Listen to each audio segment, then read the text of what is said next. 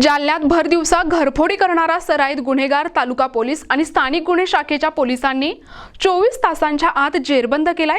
या संशयित आरोपीकडून तब्बल 5 लाखांचा मुद्देमाल जप्त करण्यात आला आहे।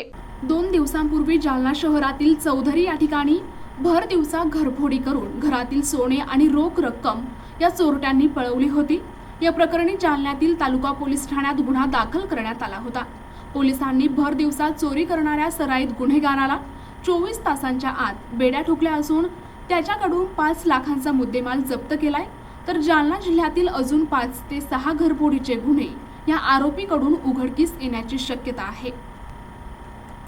तुम्ही चौधरनगर येथे भरदिवसा घरफोडी झाली होती आणि तो गुन्हा तुम्ही उघडकीस आणलाय, काय तुमची माहिती? 23 तारखेला एक घरफोडी झालेली होती।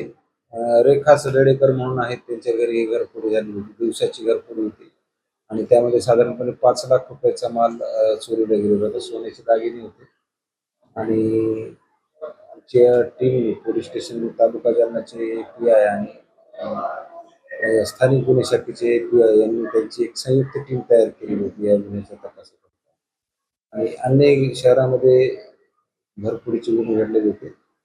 त्या टीमला ब्रेक थ्रू मिळाला। काही तांत्रिक विश्लेषण आणि आम्ही जे क्रिमिनलचे रेकॉर्ड आमच्याकडे उपलब्ध असतात त्या रेकॉर्डचा अभ्यास केल्यानंतर ही जी मोडस होती गुन्हा करण्याची कार्यपद्धती, त्यावरनं एक मेरा जिल्हा बुलढाणा इथला एक आरोपी आहे किशोर तेजराव वायाळ यांनी केलेल्या सगळ्या असा संशय आला, म्हणून आमच्या त्या पथकाने त्याला आरोपीला ताब्यात घेतलं, त्याचं इंट्रोगेशन केलं आणि ते घरफोडी केल्याचं कबूल केलं आणि आम्हाला त्या गुन्ह्यातला सर्व मुद्देमाल काढून दिलेला आहे। साधारणपणे 5 लाख रुपयाचा मुद्देमाल आपण जप्त केलेला आहे।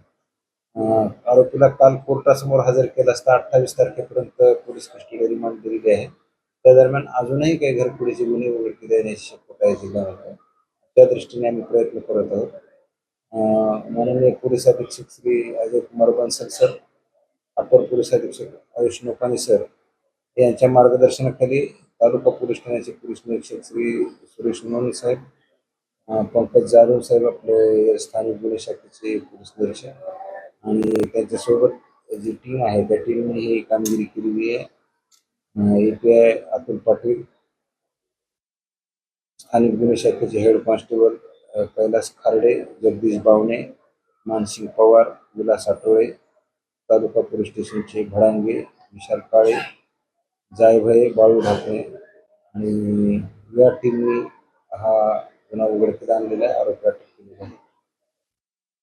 अजून यामध्ये काही आरोपी आहेत निष्पन्न, त्या आरोपींना पण अटक करणार आहे। अन्य गुन्हे उघडकीस आणण्याच्या दृष्टीने तपास करत आहे। साहेब, या आरोपीवर यापूर्वी देखील घरफोडीचे अनेक गुन्हे दाखल असल्याची माहिती आहे। जालना जिल्ह्यात यापूर्वीचे काही गुन्हे आरोपीवर दाखल आहेत का, अजून गुन्हे उघडकीस येण्याची शक्यता आहे?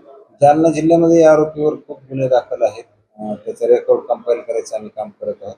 त्याशिवाय या आरोपीवर अन्य जिल्ह्यामध्ये नजीकच्या संभाजीनगर जिल्ह्यामध्ये असतील, नाशिक ग्रामीणमध्ये असतील, तिथेही गुन्हे दाखल आहेत। त्याचे गुन्हेगाराचं पूर्ण अभिलेख आम्ही जमा करत आहोत आणि सध्याच्या परिस्थितीत तर अजून एक 4-5 गुन्हे तरी उघडकीस येण्याची शक्यता आम्हाला वाटते। त्या दृष्टीने आम्ही investigation. NTV news Marathi, Jalna.